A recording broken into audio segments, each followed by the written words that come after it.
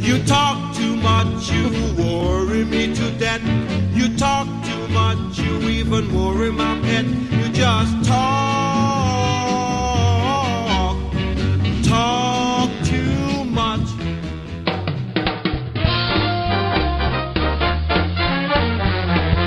The views expressed on the following broadcasts do not necessarily reflect those of KHLT, Take 12 Radio, or our affiliates. The opinions on this show should not be considered as medical, psychological, or professional advice and are those of the host, co-host, and guest. Take 12 Radio and KHLT Recovery Broadcasting are not affiliated with any particular 12-step fellowship.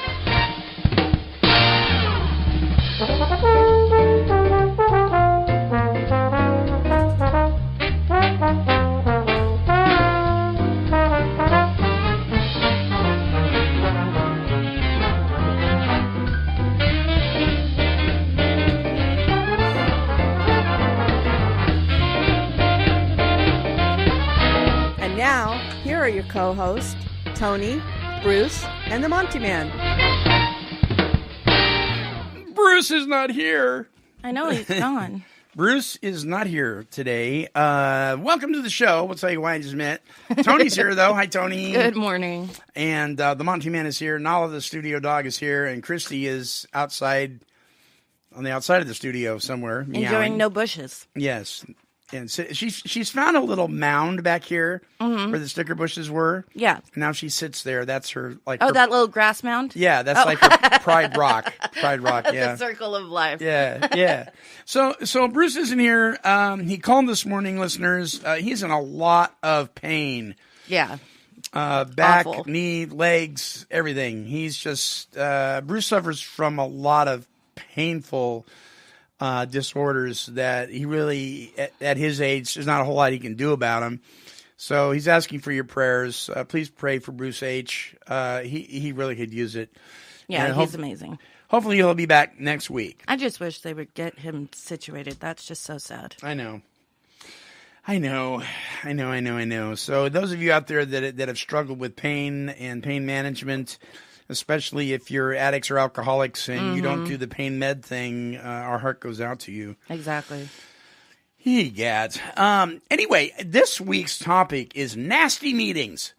Nasty meetings. And we're not talking about nasty as in, picking your nose. Yeah, like that. But we're just like bad meetings. Here's the subtitle: How Bad Behavior Undermines Recovery Support Meetings. Because bad behavior can. Every day. We are not a reservoir of mental wellness. Well, and it's funny because people are always like, why are these kind of people in the rooms? I'm like, well, not everybody's going to be like the greatest of person. Yeah, we didn't show up with, We're always going to have that little bit of, Yeah, we have people that aren't the most polite in the world. No. We have people who have been raised with little or no basic life skills. Mm-hmm. I know a young lady who, if she doesn't get what she wants in anything in life, she gets very, very upset. Oh, Lord. But she was raised like that. Yeah, I know. She doesn't know any different. It's really not her fault. I'm going to have to plead the fifth on that one because I can't really. Oh, I wasn't talking about you. Well, I know that, but I know a specific person, but yeah. That could be like that. And a lot of times it's really not.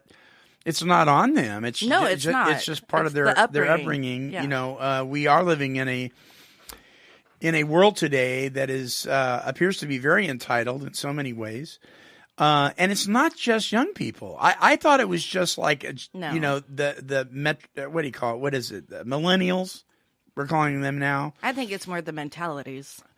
It's even amongst older folks. No, I know exactly. It's just the weirdest thing in the world. But anywho's it. How bad behavior undermines recovery support meetings. The title of the show: Nasty Meetings. Nasty Meetings. We're going to be talking about that. I think of that Janet Jackson song every time you say that. What song is that? Well, it's called Nasty Boys, but every time that pops in my head every time you say the topic. Boys. I don't know why. But what would the show be without a Tony thought? That's right. That's right. And then, later on this week, some folks from Free by the Sea will be here. Shut up. Yes. I want to be here. Well, actually, they will be here right after this show to tape the show. Shut up. I'm staying. If you want to hang out, Yeah. they're going to be here at 12, about 11:30 or 12, like that.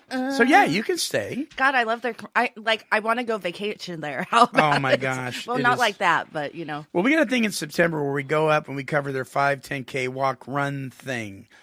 And we get to stay the night over there. They give us a room. There's like 2 rooms in the room. You should come up with I want Marsha to and go. I. I want to go. Yeah. Okay. Yeah, so we'll work that out. Okay, Okay, so coming up- I got to make up for when my little Bruce? person that's not here talks. So That's right. Coming up October 22nd is the 5th annual Hope Fest in Prescott, Arizona from 10 to 8 p.m. at the beautiful Prescott Courthouse Square in Prescott, Arizona. Now, Prescott, Arizona isn't like Phoenix, where you're bubbling and boiling hot. The climate is really beautiful. It's kind of like Flagstaff and Sedona okay, and like that. I've been to Sedona. Have you? Yeah. Yeah, that's just Beautiful country, gorgeous, yeah. you know. But this is the 5th annual. This will be the 2nd year that I will be there. And we are helping to sponsor Hope Fest. And this Nice. year, Christian contemporary artist Mr. Todd Agnew is the keynote performer. There's going to be live music, local and national recording artists, guest speakers, free family fun zones, and the Hope Serves Community Resource Fair. Kind of like here we have Love Inc. here in town, right? That helps all sorts of people, no questions asked. Oh, they help me too. Did they really? Oh, yeah. they do every year. Hope Serves Community is like that in Prescott, Arizona. So there's going to be food, vendor booths, and a whole ton more. If you'd like to join the Monty Man in Prescott, go to hopefestaz.com. Make sure you type in AZ because there's different Hope Fests around the country. Oh, okay. hopefestaz.com for more information. But we will be there, myself and Marco Ronzi and Mr. McDermott, one of our main Yes. sponsors, the owner of JMR, JMR Consultants. I do that all the time. I'm like, We'll be there as well. So, nice. And isn't that the first year you get to actually enjoy it? Is yes. this the one? Yes. Okay. This is where we're going to go, and we're not going to work so much. We're not going to have a booth. Any of Nice. that. You might see me with my microphone, but you better catch me fast because we're going to go there to primarily enjoy it. But we are sponsoring it. We're giving away a $1,500 advertising package. Nice. Yes, and you do need to be at Hope Fest to get that because the raffle is going to be held there, Nice. not on the air. So there you go. 5th Annual Hope Fest, October 22nd in Prescott, Arizona. Okay, and then the other thing I wanted to chat about before we go to our break and trivia and that is Lucy Liu. Lucy Liu. Lucy Liu. Yes, a cutie on my Facebook and the Monty Man So Facebook. tell us about Lucy Liu and how Lucy Liu is actually part of your family. Yes. Yeah. My niece Shelby and her fiance Nick. It was last week or the week before, whenever it started. Anyways, it started as, what they thought was a flu. Okay, well tell everybody who Lucy Liu is. Oh, sorry. Yeah, that's okay. Sorry. It's She's not from the Charlie's Angels. Okay? Yeah, no. Sorry, I've been talking about it so much I forget what I say or don't say and where and when. Anyways, Lucy Liu is their 14-month-old German Shepherd who became very sick very quickly. Like I said, it started with what the vet thought was the flu about a week or so ago. And after what transpired after that was the next day after they got her home from the vet, she was just like done. She was like, I'm sick, dude. And the next day her paws were swollen. No ears wouldn't go up. She wouldn't. No. And she was showing her teeth to her fur parents. And that's just like, Oh yeah, that means I'm in a lot of pain. yeah, like don't touch me. Okay. But come find out, dollars later and visits later and hours later and days later, she has 2 different life maintenancing illnesses. Thank you. Yeah, I'm going to try to pronounce this. Thank you for printing that out. Mediated hemolytic anemia. It's an immune, I guess maybe immune deficiency disorder. IMHA is the name of it. Yeah. So try that one on for size. Mm-hmm. And this is like almost $5,000 later. Yeah.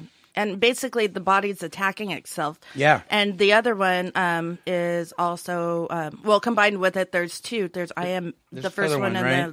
there's a second one. Well, anyway, one's attacking her joints and making them swell, which made her, or collect fluid, which made her paws swell, and, the padding's coming off. Oh, the padding from her paws were coming off. Oh, it's my awful. gosh. It's terrible. And, they're a young couple. The disease only has a 30 to 50% survival rate.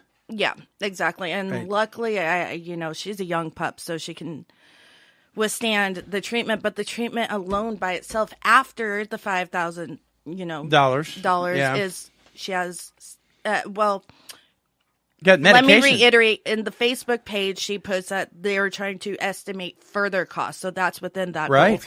goal. But she also has $400 a month medication she needs every month, like literally for the rest of her life. Yeah. And within time, the visits will slow down, but not really anytime soon. So this is treatable, but it's radical treatment. Yeah, it's like intense treatment. Yeah. So for a young couple just starting out, and he's coming out of the Air Force. That's the other thing. This man is defending our country. Exactly. He's for your freedoms, listeners, for your freedom to give or not to give. Mm-hmm. He is fighting for your freedom. Exactly. And this is his puppy. Mm-hmm. and this is your niece, right? Yes, my niece and her fiance.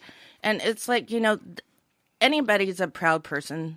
Period. Wanting to ask for help, but when you defend our country, being difficult to ask for help. It even makes it twice as hard. And Shelbs is like having to stay home, and they're both having to take out their savings just to deal with this.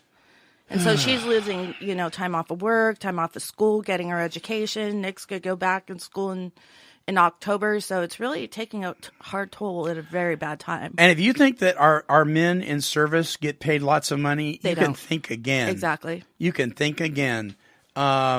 It is actually criminal, the little that they get paid. Amen. For what they do. And so, Nick, thank you for your service, yes, brother. Nick, thank you so much. Shelby, keep the faith, my friend. And Lucy Lou.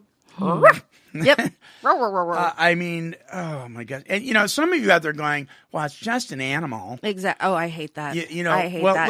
It's your family. If you're a real animal owner, that is your child. So for those of you who aren't animal owners, I'm asking you to check your heart just for your compassion for the owners. For the heartbreak they're going through. For those of you who are animal lovers, listen, you can go to GoFundMe.com and type in the search bar, Lucy Lou's Fight for Recovery. Oh, that's an easier way. Thank you. Yeah, Lucy Lou's Fight for Recovery. Go to GoFundMe.com. Listen, no amount is too small. Nope. And if everybody gave just $1 to $5 or even 50 cents. Yeah. But people think, oh, it doesn't matter. It isn't going to work. It isn't going to count. It does. Exactly. It does. We've been requesting, and Tony's did a wonderful video yesterday and asking for help for Take 12 Radio. But I'm going to encourage you, if any of you have been considering donating to Take 12 Radio this week, please take that donation, go to GoFundMe.com and give it to Lucy Lou's Fight for Recovery. See how selfless this man is. Well, Lucy Lou, amazing. Who's going to stand in the gap for Lucy Lou? I know. But that's precious. We have to stand in the gap for her. We do. We have to be. I would want people to help me if Nala was sick. Mm-hmm. Yeah. So please do that. Please do that. Thank you. Yeah. Well, of course. And so we'll see. Step up to the plate, listeners. And, you may think, there's a lot of people in the recovery community that think that, really I have nothing to give. I feel like I really am not worthy of doing anything for anybody. I've been such a loser. And you beat yourself up. This is an opportunity for you to step up to the plate. Yep, exactly. Give up your cup of coffee this week. Yeah, and if you go onto the Monty Man Facebook page and listen to everything and both causes, and I actually do give very good ways of the average American. You do? I thought that was awesome. To be able to raise money. And I wanted to, it took me like 2 or 3 days because I really thought this out. Well, once I went live, I went blank. But the thing I made sure I wrote down was how the average everyday American, middle class person can raise money. Because that's what people want to hear, too. It's interesting because I remember in college being asked to give to something, and it was definitely a worthy cause. And I was like, I just don't have the money. And then somebody about 2 days later said, hey, we're all going to jump in the pickup. We're going to go skiing. Yeah. And all of a sudden, I found a way to go. Yep. It's priorities, folks. Exactly. Yeah. Well, Monty Man, thank you for the shout out for Lucy, Lou, Nick, and Shelby. You absolutely. So go to GoFundMe.com. And so here's the thing, guys out there. Remember, too, when you donate to GoFundMe.com, like I said, type in Lucy Lou's, that's L-U''S, Lucy Lou's Fight for Recovery. There's a percentage of that GoFundMe takes. Mm-hmm. So keep that in mind. Yeah. So if you're going to give $5, maybe give a little $6.50. You know what I mean? And I'm glad you brought up that point because I remember doing it for Kylie's cause to go to Europe, which they do take like 2 to 3%. So it is a little. It's not. Yeah. Maybe it's 5. Anyways, they still take some for their fees. Yeah, they do. So I just. Yes, and no amount's too small, but some of you out there can give $100. Some of you out there can give more than that, and you can. Mm-hmm. God loves a cheerful giver, and they'll keep you up to date. Yes. There's a Facebook page. They'll keep you up to date on all that stuff. So, and you can list my Facebook page if you want to, Monty, if they want to go on. Okay, well, tell them what your Facebook is. It's facebook.com/TJ, right? No, it's /Kylie's Mama. Oh, Kylie's Mama. Yes. Spell Kylie for me. KYLLIESMAMA. Okay. Or you can go to facebook.com/take12radio. That's the number 12. And the thing's up on our site, too. And you can, So you guys know who you are out there that can do this. And, hey, you ever heard the story about the starfish in the beach? No. So there was a guy, because some people are going, well, what is my matter, right? So this guy he's out there. There's all these starfish that got washed up on the beach. Uh-huh. There was like a tsunami or something. I don't know. But something happened, and all these starfish are dying. They're on the beach. They're beached. They can't get back in the water. Okay. And there's this guy, and he's throwing one at a time back into the ocean. Mm-hmm. That there's thousands of them. Yeah. And this other guy comes up to him, and he says, that really isn't going to matter. Look at all these. You can't save them all. And he says, it matters to that one. The one you're about to You betcha. Yep. And if you can't donate, share the site. Yeah, you can do that. You can share the site to somebody else. Because we know some of you guys can't. Mm-hmm. And there's no judgment here. But share it. And I also read on Facebook, because I was resharing your information before I came here, and I don't know if this is actually true or not. So, but something popped up after I shared saying you could help raise $30. So I don't know if that's just from sharing and somebody else could donate $30, or if it's a chain reaction kind of thing. So prayers and love to y'all. Thank you, Monty, for doing this segment. Absolutely. I appreciate it. Absolutely. How could we not? All right. So we'll be right back with some Take 12 trivia and the topic, nasty meetings. Don't go away.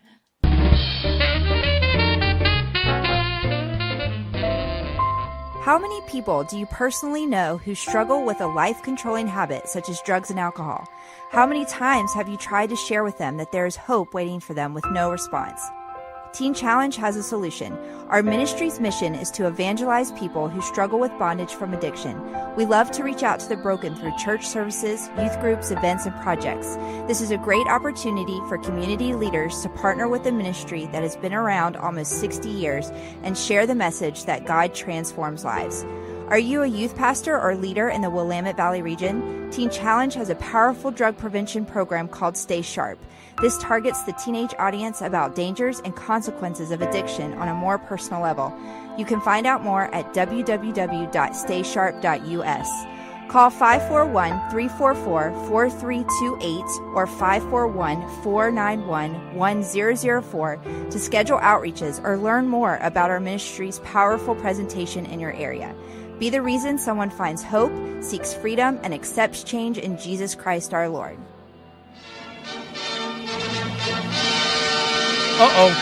And now, And now, it's the quiz of the week. yeah. That's right, everybody. It's time for Take 12 Radio's Is it? Quiz of the Week. Is it? Sponsored by that recovery magazine, the 12-Step 12-Step Gazette. Visit their website at 12stepgazette.com. Now, here's the Who? Monty Man. Who? Monty Man. The Monty Man. All right, useless, stupid trivia for this week. Are you ready? Yes. All right, if you get it right. If you get it wrong. There you go. And that goes for all of you out there as well. You get 3 in a bonus. Number 1, what is the source of the hair in most camel hairbrushes? What? What is the source of the hair in most Like where it comes from? Camel, yeah. What is the source? What is the hairs made out of? Most camel hairbrush. You know the paint brushes that you buy in the craft stores. It says camel hair. I never looked at that. I almost don't want to know the answer. Okay, is it A, squirrel tails, B, camel hair, or C, horse hair? Well, wouldn't it be camel hair? You would think. And it's not? No. That's awkward. So it's either squirrel tails or horse hair. I thought you meant what part of the camel does the hair come from? No. Oh, okay. That's made. The brushes are made from. Camels will spit in your direction. So what do you think? Squirrel tails or I horse say hair? squirrel tail. No, that's mean. I say the last one. Horse hair? Yeah. Sorry, Tony. You should have gone with the first one. Yeah, it's squirrel tails. What Squirrel did the tails. squirrel do to you? I don't know. Well, I don't know that they cut off the tail. Maybe they do. I don't know. Number 2, what did the Apollo 8 astronauts use to fasten down tools during weightlessness Ooh, I know this. on their 1968 moon orbiting voyage? We've actually asked this before. I was going I to think see. I do. Was it silly putty, bubble gum, or duct tape? Silly Betty. You are correct. It was silly putty. You do listen to the show. Okay. Number 3, Well. who was featured in the Playboy centerfold when the magazine made its debut in 1953? Was it Marilyn Monroe, Raquel Welch, or Bridget Bardot? Wait, I know who Bridget is. So it has to be the first 2. So I will say Marilyn Monroe. You are correct. It was Marilyn Monroe. Yep. And your bonus, how many grooves are this? Has also been asked before on the show. How many grooves are there on the edge of a quarter? Oh, yeah. 54, 86, or 119? 119. You are correct. 119. Yay! Yay! Good job, Tony. Very good job. That's it for Take 12 Trivia for this week. All right, we'll be back right after this. Don't go away. Free by the Sea is a drug and alcohol recovery center located in beautiful Ocean Park, Washington. This facility is amazingly gorgeous, but what's even more amazing is the integrity of the staff and the treatment provided for those wishing to recover from narcotic and alcohol addiction. The folks at Free by the Sea have a passion for presenting the solution to addiction for you or your loved one. To speak with an admission specialist, visit freebythesea.com or call toll-free 800-272-9199. This place is simply amazing.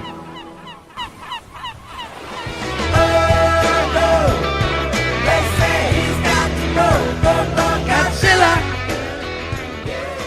Yes. Do you have a Godzilla in your 12-step meeting? Or maybe several of them? It is possible. Oh, no. They say it's got to go. Godzilla. There's a couple of them. Yeah, I think everybody's got a Godzilla in their 12-step meeting. The interesting thing about Godzilla, if you really follow the story of Godzilla, at least the old Japanese TV series, Godzilla really wasn't all that bad. No, Godzilla, he was just a mean he or was mad just monster. misguided. In fact, when push came to shove, when Mothra and some of these other creatures would attack Japan, Godzilla would defend Japan. Now, why Godzilla in Japan? I never got that. It was a Japanese creation. Oh, okay. Yeah, So, I like, believe. the big ape in the sky building or whatever. I don't know what it's called. That's King Kong. King Kong. Okay. Yeah. Get your sci-fi straight, woman. I don't know sci-fi. I won't lie. That's when I giggles when I don't know something. But I don't know. Maybe we'll do Godzilla trivia one day. Somebody can write me and tell me the true origins of that. I kind of suspect Godzilla in the beginning was really horrible, and then he kind of softened and became friends with Tokyo or something like that. I don't know. But he was definitely misguided. It wasn't his fault that his tail was so long that it wiped out, fuel tanks and skyscrapers and things like that. See, and I didn't get that either. Now, where did he? Because what kind of animal is he? Is he like a dinosaur? He's a dinosaur. So where did the fire come from? Because that's a dragon. So is he like a dragon sword? It's Godzilla. Godzilla has that right. He's Godzilla. I want to be Godzilla. Oh boy. All right. So, okay. Nasty meetings. Nasty meetings. One of the things that I noticed when I first started attending 12-step support meetings, the very first meeting I attended, it was very welcoming. It was filled with people over the age of 100. There was probably 20 of them in there. It was a little tiny room in Stockton, California. Oh, that's right. You started in California. Yeah. And it was just the smoke, you could cut it with a knife. And it had a window at the very end. It was a very narrow room. Oh, wow. And it had a window at the end with a fan in it, but it was overgrown by blackberry bushes, which actually came in through the window. Shut up. It was, and Stockton in the summertime is very hot. That's what I've heard, yeah. San Joaquin Valley. And so you take the heat, about 98 degrees to 101, and you fill it with cigar and cigarette smoke. Oh, I hate the smell of cigar smoke. It was horrible. Cigarette smoke's bad. And even when I smoked, I didn't like being in a smoke-filled room. But I walked into this meeting, and this guy who must have been, 100 at least. The guy was really, really old. He said, "Come on in, young fella." And I sat down right next to him, and he put his hand on my hand, and he goes, "Are you an alcoholic?" Oh. I said, "I don't know what I am." And he said, "You're in the right place." That's sweet. And every time I came in there, he always, welcomed me. That was, and then I went back to that meeting for this reason. The second meeting I went to was horrible. I walked in the door. It was on the other side of town. I had a shirt with a Christian fish on it. Actually, it didn't say Christ or Ichthus or anything on it. It was just the fish. And the first thing that come out of some guy's mouth, right? This was after the meeting started. This guy, he wasn't the chairperson. He just looks at me and he goes, "We don't allow Jesus freaks in here." Are you serious? Seriously. And so I thought, rude. This was an AA meeting. Yeah. And I thought, okay. And so what I really felt like God was telling me was, okay, you've seen both sides of it now. So understand sometimes you're going to get this and understand that other times you're going to get what you got yesterday. And so I went back to the first meeting. Yeah. And that's where I stayed until I moved out of Stockton. And those guys, those old codgers, some of them were pretty rough around the edges. None of them were rude. None of them were unkind. You never heard things like "shut up and sit down, you have nothing to say." You never heard that. These guys spoke right from the big book, and they were compassionate. They were firm, but they were compassionate. They weren't harsh. Exactly. And that's where my journey in that began, and that was really good. However, that is not always the case for everybody. No. So before we start this, I just want to say, yes, Tony and I understand that we're not a reservoir of mental wellness. We just aren't. Exactly. So you can expect untreated mental illness, untreated behavioral issues, untreated unkindness, to be anything but that. Because it's untreated. Because they're still a sick person. Right. Exactly. Having said that, is there meeting etiquette? is there a proper way to behave in a meeting if you know better? I think so. Yeah. I think so. So here's a list of some most common things that go on in some circles. Number 1, the use of foul or profane language during a meeting with or without children.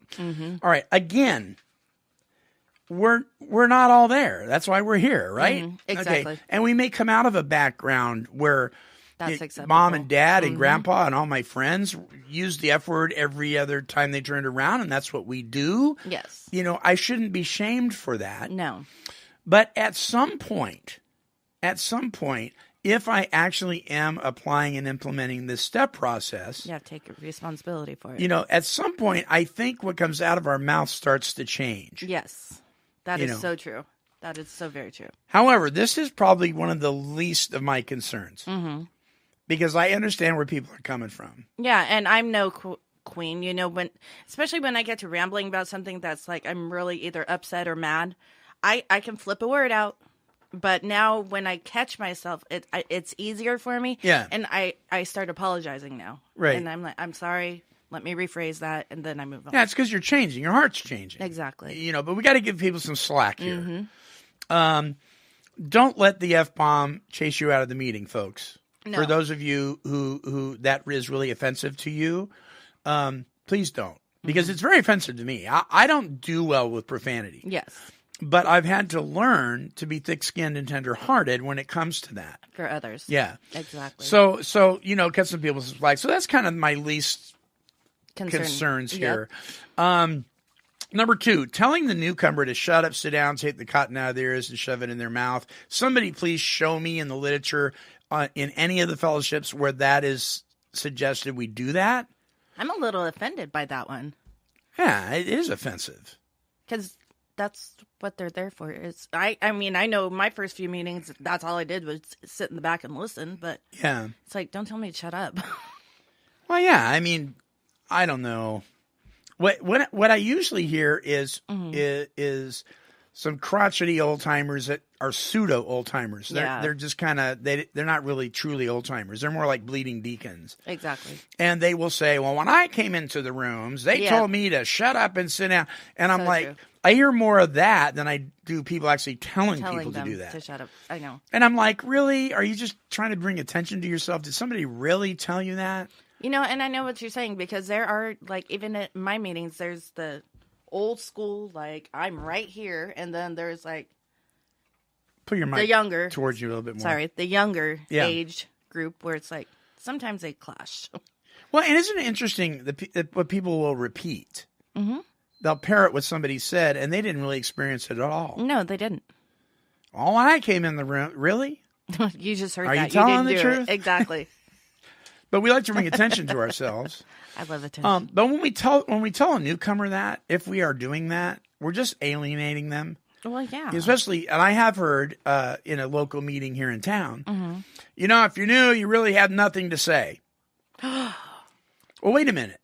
Didn't we just say that the newcomer was the most important person in the meeting? Exactly. Now we're telling them they have nothing to say, that anything they say is invalid, unimportant, and worthless. That's basically very what we're saying. contradicting. Very Yeah. contradicting. Oh my goodness. I think we need to be a little bit more careful. Number 3, interrupting the person sharing in order to correct what you don't agree with. Ooh, that pisses me off. Oh, I hate that. And when it happens, I'm like, Tony will be working a first step around that. I do. I think I actually interrupted. I interrupted the person who interrupted, and I'm like, shut up. And I did. I did do that. Were you chairing? Oh, yeah. Yeah. See, and I think a lot of times, you know, they used to, at least around here, about once or twice a year, they'd have workshops on how to chair meetings. They would have sponsorship workshops. They would have service workshops, things like that. And they've kind of faded away. I've never heard of any. But there is a right way to chair a meeting, and there's an appropriate way to chair a meeting. And I've seen both sides of that spectrum. And if you're the chairperson, one reason why they want you to have some time isn't not just sober time. Yeah. It's time being in the meetings. So you kind of understand how the process works. And your head's a lot clearer by then, too, and you can understand what's actually going on, just like what you said. Right. Yeah. And I think it's really beneficial when a sponsor who has chaired meetings, has that experience, sits down with a sponsee and kind of guides them through it the first few times, sits next to them while the sponsee's actually chairing the meeting. Actually, my sponsor she didn't sit next to me, but she encouraged me after she was chairing the same meeting. She's like, the Monday's coming open. Like, okay. Yeah, because it's a way to serve and it's important. Yeah. But, it takes some learning, and the only way you learn is to do it, to learn how to reel the group back in if they're getting off topic. Yes. To learn, and some people are afraid to do this, but it's important that you're able to say, excuse me, that is an outside issue. Yeah. And not everything's an outside issue. Yeah. I don't agree with that. I think a lot of things are more of an inside issue than what we want to talk about. And I always follow that up by saying, politely, you can discuss that after the meeting on your own time. So somebody is talking about their opinion between Trump and Clinton, and I'm chairing a meeting. Yeah. I want to reel them back. Excuse me, I really appreciate your political view. I said, but let's try to keep this on topic if we can. Exactly. There's a way to say it that's gracious without putting the person down. Exactly. We don't have to say, what's wrong with you, you moron? You need to shut up. But I hear people do things like that. Yeah, no, they do. Then it's sick. So interrupting a person sharing in order to correct what you don't agree with, that is just rude. Rude. That undermines the meeting. It does. It does. Number 4, taking the meeting hostage by the chairperson or anyone else. I know a person like that. Some people will chair a meeting forever. Oh, yeah. They're the same person the whole time. That's like a career politician. Yeah. It's not really being of service. Well, no, I had to do that once, and let me kind of, my own experience is it was the summer my grandmother passed. Everybody went on vacation that 1 month where I needed, but I think after, I'm not talking about like a month of sharing. I'm talking about year after year after year. Well, anyways, it kind of helped me get through that. Yeah, sure. And that's one reason that you do it is... Sorry, I didn't mean to interrupt you. No. I just broke rule 3. No, that's... No, it's okay. But I'm talking about this where like they think forever. they're in charge kind of thing. And they take the meeting hostage. They're always choosing the same people to share.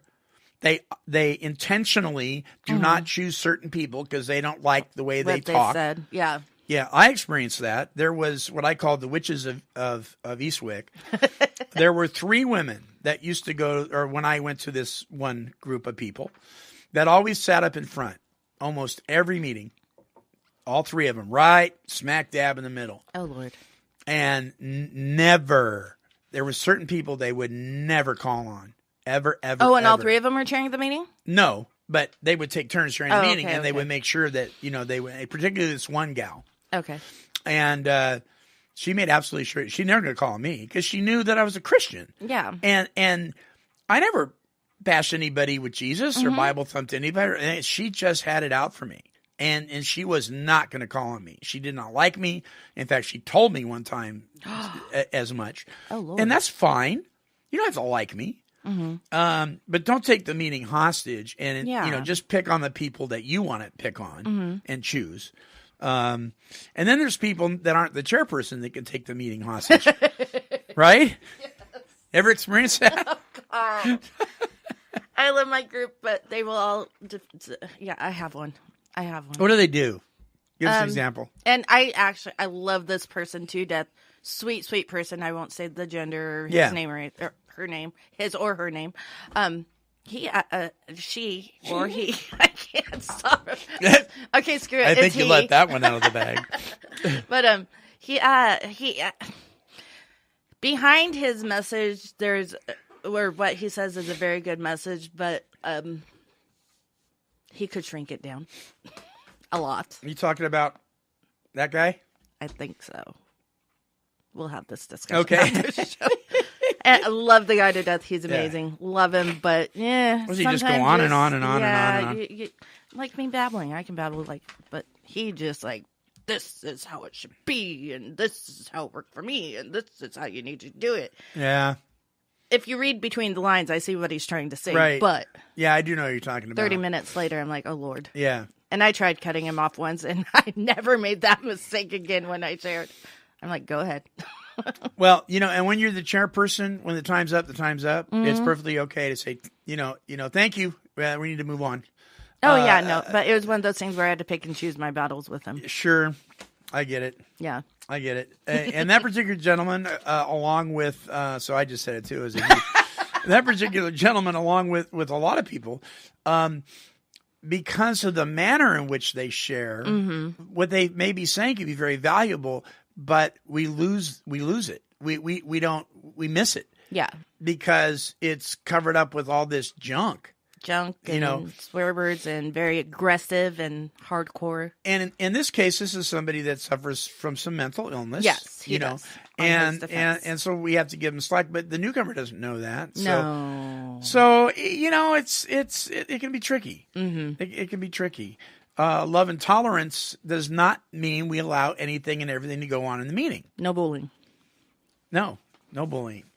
Number 5, getting up and walking around during someone's share for coffee or otherwise. Yeah. That's just rude. Rude. Come on. Okay, I've done that a couple times, but then I watched I've been somebody guilty do it. of it. Yeah, no, I'm no queen. I've been guilty of it. So this is what I started doing. There was a time when I really couldn't afford to put $1 in the basket. Mm-hmm. And so I started bringing my coffee in a thermos. Oh. And so I didn't want to take the group's coffee. Mm-hmm. I had plenty of coffee at home. Yeah. But I just didn't have a buck. Yeah. Because I was going to meetings every day at this time in my life. And I just didn't feel it was right. So I brought a thermos, and I didn't have to get up. Mm-hmm. I made sure that I had my potty break before the meeting, that kind of thing. But walking around in the meeting. And especially a speaker meeting at that. Yeah. It's rude. just disruptive. Yeah. Now if you absolutely have to, you absolutely have to. Mm-hmm. And there are those instances where you have to. Yeah. There are definitely. exceptions to that. Let's see here. Talking to your neighbor during a share. Or Facebooking. Yeah, so that's included in this. Yeah. Let's talk about cell phones in meetings or smart devices in meetings. There are people that will text each other during a meeting. Yes. Talking about how much they disapprove of the person who's exactly. sharing. Come on. Exactly. And that's just like talking to your neighbor, but you're doing it because then you look at the person after you do it. Right. There's nothing more discouraging than if you're sharing, you're already nervous, and you're sharing, and you look around, and people got their heads buried in their smart devices. Or I have one person who brings a device to play games on sometimes. Yeah, then why are you go there? play games out in the parking lot. I love this person, so please don't take offense, but it is a tad distracting. Oh, it's not appropriate. Yeah. We'll talk about how we approach these things here in a minute. Okay. Yeah, and so I noticed that a lot of talking to your neighbor goes on during the preliminary stuff, during the readings in the beginning. Yeah. Because we've listened to them over so and over times, and over yeah. again, that our tendency is to take that time to talk to our neighbor about something because it's become kind of old hat.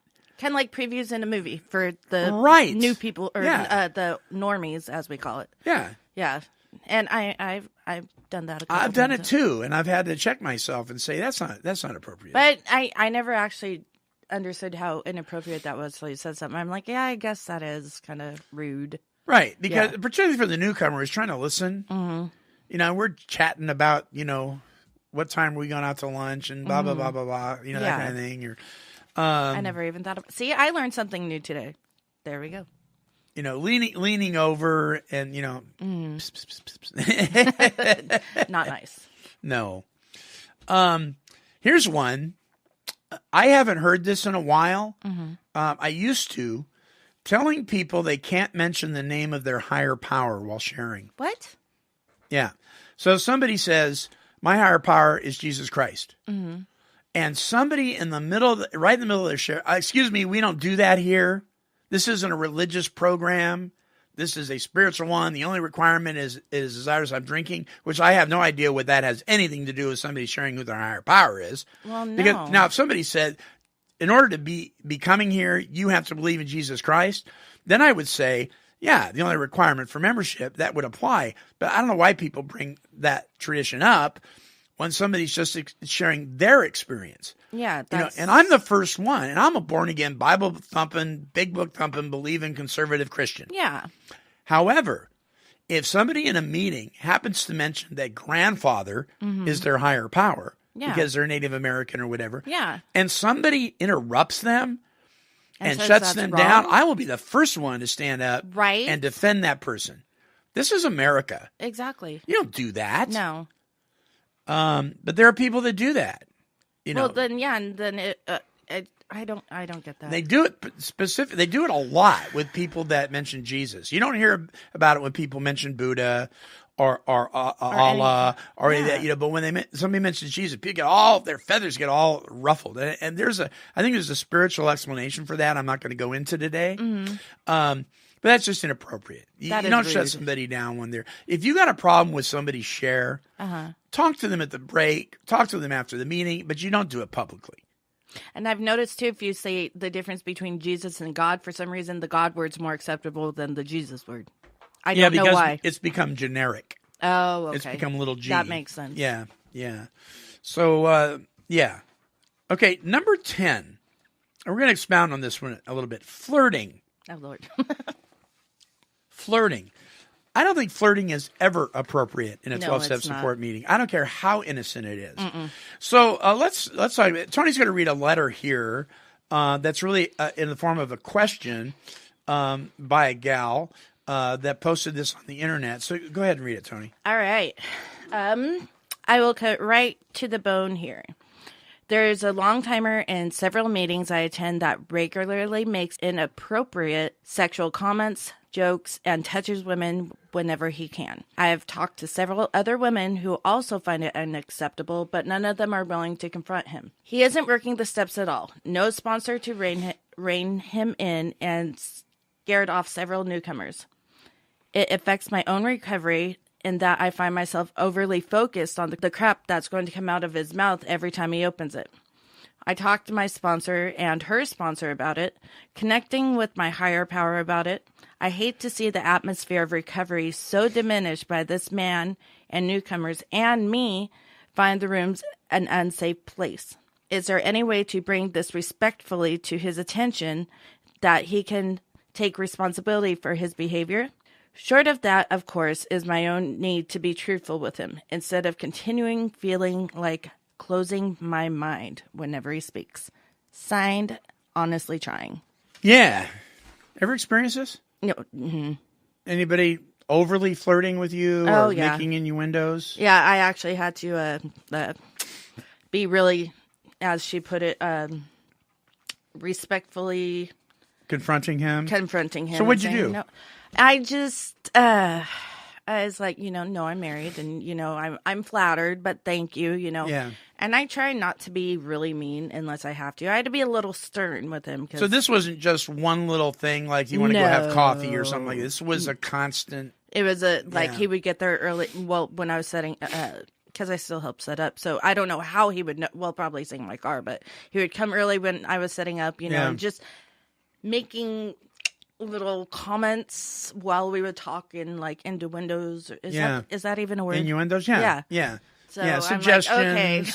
hoping that you would get the message. The message, yeah. Sure. So I think she's doing exactly what she should be doing here. Yeah. She's talking to her sponsor. She's talking to her grand sponsor.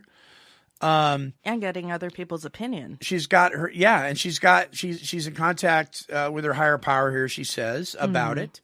I really appreciate what she says about the rooms needing to be a safe place. Exactly. It's unsafe for her. Oh, well, yeah. So I kind of take the biblical direction here, and I think it can apply to people that are not people of faith. Yeah. It's just good suggestion. First, you go to the person.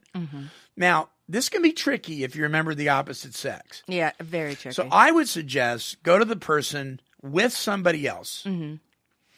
And not somebody who is cruel or mean or judgmental, but just somebody else that you trust. Yeah, exactly. And say, hey, look, Fred, I appreciate it. but you're kind of in my bubble here, and I just don't feel safe. So I'd really appreciate it if you just wouldn't talk to me like that, or let's just keep our distance. Those okay, things. Exactly. We can be friends, but yeah, well, and sometimes we can't even be friends. Exactly, because that kind of keeps the door open. Yeah, Yeah. Then if he continues, or she. Right. Yeah. Well, just being friends. Right. Then I would go take that person that you went with the first time, and I would take, another member of the group that's in service, like a general service rep or something like that, and say, okay, I've talked to you about this before. It hasn't stopped. This is the last time I'm going to talk to you about it. Exactly. And otherwise, I may have to bring this to the group because I'm feeling really unsafe. And if one person's feeling that way, there's probably more than one too. Right. Exactly. Right. So there is an appropriate time. Now remember, the only requirement for membership is a desire to stop drinking or using or whatever it is your group does or is traditions are. That's membership. There are requirements for meeting attendance. You can still be a member and be asked to come back tomorrow because of your inappropriate behavior. You're not being asked to quit. Yeah. So the only requirement for membership is the desire to stop whatever. Yeah. But there are certain requirements that are appropriate for meeting attendance. You don't walk into a meeting totally naked, waving a gun around. No.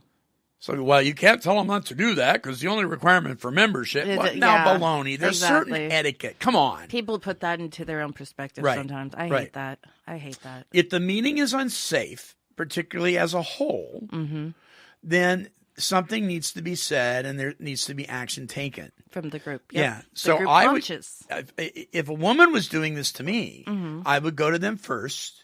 As a man, I don't have a problem going them by myself. I may still take somebody with me though. I was about to say because some people can accuse you. So I would take somebody with me and I would say, thank you, but no, thank you. And I don't want to have this interaction again with you. And if they didn't discontinue that behavior, then I would go to somebody that was in a servant position in the group. Yes. Like a GSR or a chairperson, somebody that has got some longevity there. Exactly. And I would, and if that wasn't the case, I may have to bring it up in a business meeting. I mean, I hate to say it. So that's the meetings you're talking about, is business meeting, not the actual AA meeting. No, I wouldn't bring it up in the meeting. Okay. But I may have to bring up, on the agenda, I need to talk about how this meeting is becoming unsafe for me. Yeah, and that would be appropriate. Because when you said meetings before, I was like, that's kind of... No, not the regular meeting. Okay. No. But it's very, I would definitely get with your sponsor and sit down and iron this thing out. I wouldn't try to do this on your own. And I stupidly did that because I wasn't thinking. Right. Yeah, so don't follow my lead. Yeah. And by the way, 13th stepping is not asking somebody to go out for coffee. Oh, really? No, it's like other stuff. Yeah. Oh. I mean, I ask people to go out for coffee that are members of the opposite sex, but I usually don't go. I don't go by myself. No. I would consider that 13th stepping. Yeah. Tony, would you like to go to coffee with me? Just you and me. Let's go to Pop's Branding Iron and talk about the show. I wouldn't do that with just you and me.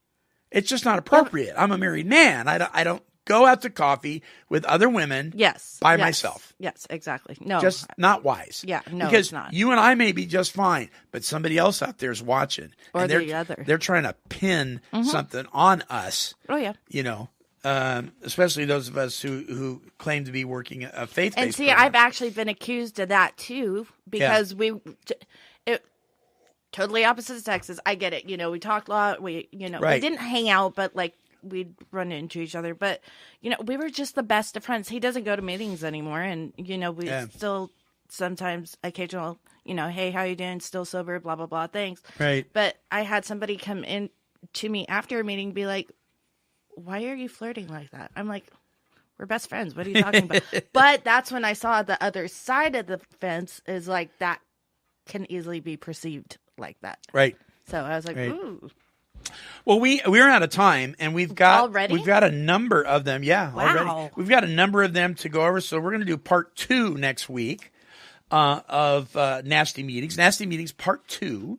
And we're going to go over these and a few more that I'm sure I can dig up. But if you're experiencing a meeting and it's not safe for you, listen, in today's world, unless you're out in the boondocks somewhere, there's probably other meetings you can go to. Oh, definitely. Don't leave the fellowship. Just find a meeting that you feel safe in. Exactly. You know, now if you're a meeting hopper and every single meeting you go to, you find something wrong, you're probably not applying and implementing the step process. It's probably not the meeting. Right. It's probably not the meeting. All right. If you have any comments about this, we'd love to hear from you. Please email us at take12radio@comcast.net. That's TAKE, the number 12, radio@comcast.net. Or you can, if you're a member of Podomatic, on our Podomatic page, you can comment on the show. Please like the show on Podomatic as well. Our website, you can get to all that stuff by going to take12radio.com. Don't forget Lucy Liu. Yes, Miss Lucy Liu. Miss Lucy Liu. Please don't forget that. You can go to GoFundMe.com and in the search bar, type Lucy Liu's Fight for Recovery. That's Lucy and then Liu's, L-U'-S, Fight for Recovery. And help these fine folks. This man who's defending our country, offset some of the costs to save their puppy's life. Amen. And that's how it shows up on your bank statement too, I noticed. Oh, good. Yes, so people know. That's all, so you can, that's good. Good stuff. All right, just for fun. Ooh, fun. Just for fun, I thought we'd close out with this song called Oreo Cream Sandwich Cookie Blues. What? I'm excited to hear this song now. This is by recovery recording artist Michael Brown. Here's Oregon Cream Sandwich Cookie Blues.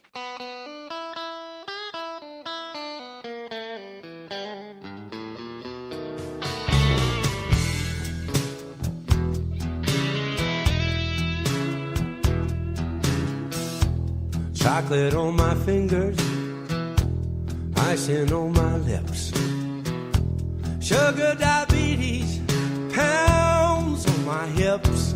I keep the night light burning in the kitchen, mama, so I can go downstairs and cruise. When I get them Oreo cream sandwich, chocolate covered cream filled cookie blues.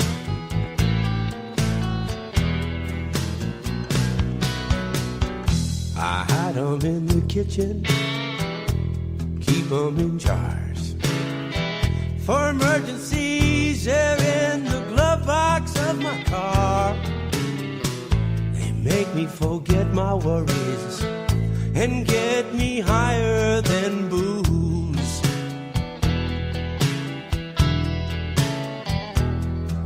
Them Oreo cream sandwich, chocolate covered cream filled cookie blues.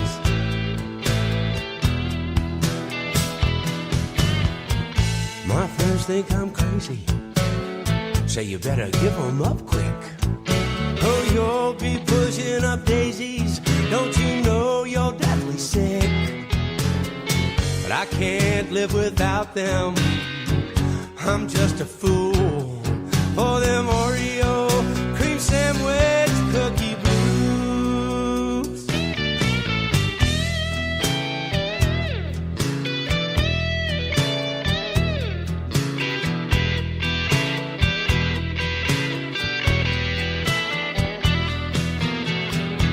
Chocolate on my fingers, icing on my lips, sugar diabetes, pounds on my hips.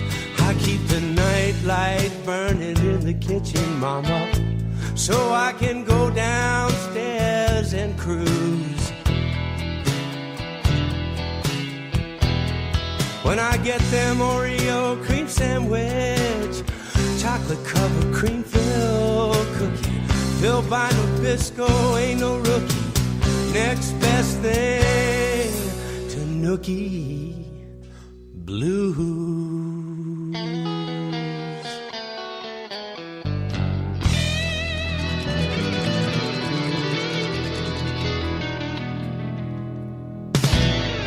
Well, and this is the Monty Man along with Tony and Bruce, and we are wishing God's perfect serenity for you. Bye-bye now.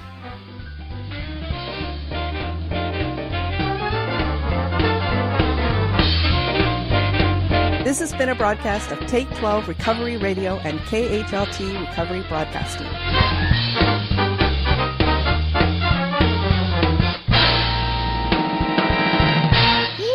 Kitty, kitty, kitty, kitty.